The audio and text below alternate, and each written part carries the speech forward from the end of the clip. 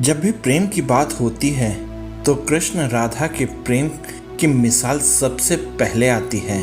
राधा श्री कृष्ण के प्रेम को जीवात्मा और परमात्मा का मिलन कहा जाता है। राधा श्री कृष्ण का बचपन का प्यार थी। श्री कृष्ण जब 8 साल के थे तब दोनों ने प्रेम की अनुभूति की। राधा श्री कृष्ण के दैवीय गुणों से परिचित थीं। उन्होंने जिंदगी भर अपने मन में प्रेम की स्मृतियों को बनाए रखा। यही उनके रिश्ते की सबसे बड़ी खूबसूरती है। कहा जाता है कि श्री कृष्ण को केवल 2 ही चीज़ें सबसे ज़्यादा प्रिय थीं। ये दोनों चीज़ें भी आपस में एक दूसरे से गहराई से जुड़ी हुई थीं। एक बांसुरी, दूसरी राधा। कृष्ण की बांसुरी की धुन ही थी जिससे राधा श्री कृष्ण की तरफ खिंची चली गईं। राधा की वजह से ही श्री कृष्ण बांसुरी को हमेशा अपने पास रखते थे। भले ही श्री कृष्ण और राधा का मिलन नहीं हो सका, लेकिन उनकी बांसुरी उन्हें हमेशा एक सूत्र में बांधे रखी। श्री कृष्ण के जितने भी चित्रण मिलते हैं उनमें बांसुरी जरूर रहती है। बांसुरी श्री कृष्ण के राधा के प्रति प्रेम का प्रतीक है। भगवान श्री कृष्ण से राधा पहली बार तब अलग हुई जब मामा कंस ने बलराम और कृष्ण को आमंत्रित किया। वृंदावन के लोग यह खबर सुनकर दुखी हो गए। मथुरा जाने से पहले श्री कृष्ण राधा से मिले थे। राधा कृष्ण के मन में चल रही हर गतिविधि को जानती थी। राधा को अलविदा कह कृष्ण उनसे दूर चले गए। कृष्ण राधा से ये वादा करके गए थे कि वो वापस आएंगे, लेकिन कृष्ण राधा के पास वापस नहीं आए। उनकी शादी भी रुक्मिणी से हुई। रुक्मिणी ने भी श्री कृष्ण को पाने के लिए बहुत जतन किए थे। श्री कृष्ण से विवाह के लिए वह अपने भाई रुक्मी के खिलाफ चली गईं। राधा की तरह वह भी श्री कृष्ण से प्यार करती थी। रुक्मिणी ने श्री कृष्ण को एक प्रेम पत्र भी भेजा था कि वह आकर उन्हें अपने साथ ले जाएं। इसके बाद ही कृष्ण रुक्मिणी के पास गए और उनसे शादी कर ली। कृष्ण के वृंदावन छोड़ने के बाद से ही राधा का वर्णन बहुत कम हो गया। राधा और कृष्ण जब आखिरी बार मिले थे तो राधा ने कृष्ण से कहा था कि भले ही वो उनसे दूर जा रहे हैं, लेकिन मन से कृष्ण हमेशा उनके साथ ही रहेंगे। इसके बाद कृष्ण मथुरा गए और कंस और बाकी राक्षसों को मारने का अपना काम पूरा किया। इसके बाद प्रजा की रक्षा के लिए कृष्ण द्वारिका चले गए और द्वारिकाधीश के नाम से लोकप्रिय हुए। जब कृष्ण वृंदावन से निकल गए तब राधा की जिंदगी ने अलग ही मोड़ ले लिया था। राधा की शादी एक यादव से हो गई।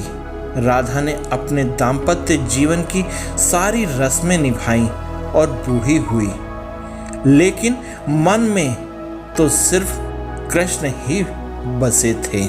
राधा ने पति के तौर पर अपने सारे कर्तव्य पूरे किए। दूसरी तरफ श्री कृष्ण ने अपने दैवीय कर्तव्य निभाए। सारे कर्तव्यों से मुक्त होने के बाद राधा आखिरी बार अपने प्रियतम कृष्ण से मिलने गई। जब वह द्वारिका पहुंची तो उन्होंने कृष्ण के रुक्मिणी और सत्यभामा से विवाह के बारे में सुना, लेकिन वह दुखी नहीं हुई। जब कृष्ण ने राधा को देखा तो बहुत प्रसन्न हुए। दोनों संकेतों की भाषा में एक दूसरे से काफी देर तक बातें करते रहे। राधा जी को कान्हा की नगरी द्वारिका में कोई भी नहीं पहचानता था। राधा के अनुरोध पर कृष्ण ने उन्हें महल में एक देविका के रूप में नियुक्त किया। राधा दिन भर महल में रहती थी और महल से जुड़े कार्य देखती थी। मौका मिलते ही वह कृष्ण के दर्शन कर लेती थी, लेकिन महल में राधा ने कृष्ण के साथ पहले की तरह का आध्यात्मिक जुड़ाव महसूस नहीं कर पा रही थी। इसलिए राधा ने महल से दूर जाना तय किया। उन्होंने सोचा कि वह दूर जाकर दोबारा कृष्ण के साथ गहरा आत्मीय संबंध स्थापित कर पाएंगी। उन्हें यह नहीं पता था कि वह कहाँ जा रही हैं, लेकिन भगवान श्री कृष्ण जानते थे।